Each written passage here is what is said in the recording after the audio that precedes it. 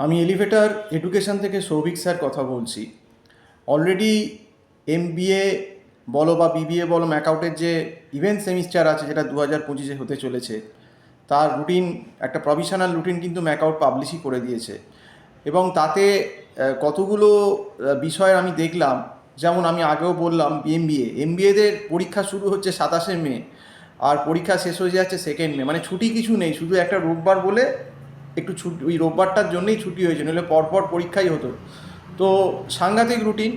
এবং আমি আগেই স্টুডেন্টদের বহুবার ওয়ার্ন করেছিলাম যে তোমরা এমবিএ এই বলো বা অন্য যে MBA BBA BCA MCA BTech বলো বা আরও অন্য স্ট্রিম বলো, মানে ম্যাকআউটের যে ইভেন্ট সেমিস্টার এক্সাম, তাতে কিন্তু তোমাদের সময় দেবে না। এটা কিন্তু আমি প্রথম থেকেই বলেছিলাম, এবং আমরা কিন্তু বলেওছিলাম মে কিন্তু শেষ থেকে পরীক্ষা স্টার্ট হয়ে যাবে। এবং দেখবে ম্যাক্সিমাম পরীক্ষায় কিন্তু ছুটি বিশেষ পাবে না, খুব কতগুলো স্ট্রিম ছাড়া।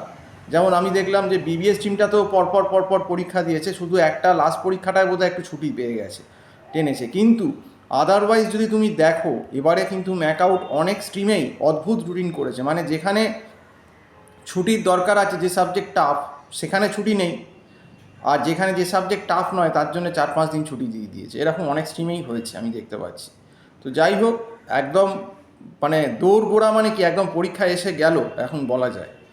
তো আমি আগে থেকেই, যখন এই তোমাদের অড সেমিস্টারটা হয়ে গেল জানুয়ারি মাসে, তখন থেকেই বলেছিলাম যে তোমরা কিন্তু ফেব্রুয়ারির প্রথম থেকেই, জানুয়ারিতে না হোক ফেব্রুয়ারির প্রথম থেকেই তোমরা কিন্তু পড়াটা শুরু করে দাও, কারণ ম্যাকআউট কিন্তু তোমাদের টাইম দেবে না। তো ম্যাকআউট কিন্তু মেন লাস্টে ঠিক পরীক্ষা নিয়ে নেবে এবং পরপর পরীক্ষা ফেলবে। দেখো, আমার কথাটাই কিন্তু প্রমাণিত হলো। এবং আজকে যারা মোটামুটি একটু আগে থেকে পড়ে রেখেছে, তারাই কিন্তু আজকে লাভবান হয়েছে। কারণ এই লাস্ট আওয়ারে পড়া সম্ভব নয়, কারণ ছুটি তো দেয়নি। এবার ম্যাকআউটে আবার অনেক ক্যান্ডিডেট আছে যারা জব ক্যান্ডিডেট, অনেকে আবার জব করেও কিন্তু এমবিএ বিভিন্ন কোর্স করে। তাহলে তাদের অবস্থাটা ভাবো, মানে তাদের কী অবস্থা, মানে তাদের তো কোনো পড়ারই সময় পাবে না, এই রকম অবস্থা। তো সেই জন্যেই আমি বারবার বলেছিলাম, যারা যেখানেই থাকো না কেন, প্রথম থেকে সবসময় বলেছিলাম যে ইভেন্ট সেমিস্টার 2025 কিন্তু মের 23 আগেই ম্যাকআউট নোটিশ দিয়েছিল যে মোটামুটি 23-25 মে থেকে শুরু হয়ে যাবে। সেটা কিন্তু 27 তারিখ থেকে স্টার্ট করে দিল। তাহলে ম্যাকআউট কিন্তু মোটামুটি যা বলেছিল টেন্টেটিভ, সেরকম কাছাকাছি ডেটেই কিন্তু এক্সামটা স্টার্ট হয়ে গেল। তো এইটা নিয়ে আমি, সৌভিক স্যার, এলিভেটর এডুকেশন, আমি, সৌভিক স্যার, চন্দন স্যার বহুবার স্টুডেন্টদের ওয়ার্ন করেছিলাম। অনেকে ট্রোলও করেছিল, ভয় দেখান ভয় দেখান ভয় দেখান। কিন্তু কিছু একটা কথা বলি তোমাদের, কিছু কিছু জায়গায় ভয় পাওয়া ভালো। ভয় পেলে কাজ হয়, ওষুধ হয়, নিজের ভালো হয় স্টুডেন্টের। এই জন্যেই কিন্তু বলা। এবং ভয়ের ব্যাপারটা না, আসল কথা হচ্ছে সতর্ক করা। কারণ আমরা তো বুঝতে পেরেছিলাম যে এক্সামটা কিন্তু এরকমভাবেই কন্ডাক্ট হবে, যে সময় দেবে না তোমাকে, হট করে এক্সাম ফেলবে, পরপর এক্সাম নিয়ে নেবে, আসল পেপারগুলো দেখবে কোনো ছুটি পাচ্ছ না। তো এইটা কিন্তু আমরা প্রথম থেকেই স্টুডেন্টদের খুব অ্যালার্ট করেছিলাম, বারবার বলেছি, ভিডিওতে এসেছি, এতদিন বাকি এতদিন বাকি এতদিন বাকি। এবার যে যেভাবে নিয়েছে, যারা সিরিয়াসলি নিয়েছে, পড়াশুনো করেছে, নিশ্চয়ই তাদের খুব অসুবিধা হবে না।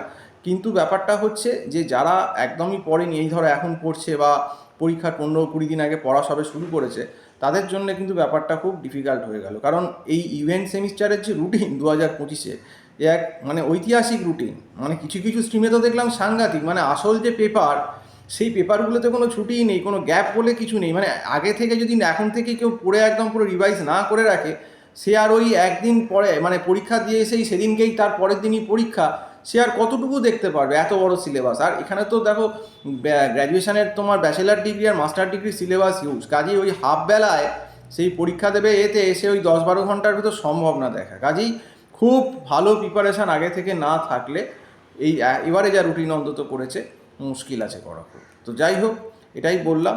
তো দুয়ারে এক্সাম, মানে দুয়ারে এক্সাম এসেই গেছে, এবং এক্সাম দুয়ারে চলে এলো। আগেও বহুবার বলেছি, এখনও বলছি। তো আজকে তো অলরেডি প্রায় তোমার বলতে গেলে 19 তারিখ হয়ে গেল। তো এক্সাম এরা 7-8 দিন বাকি আছে।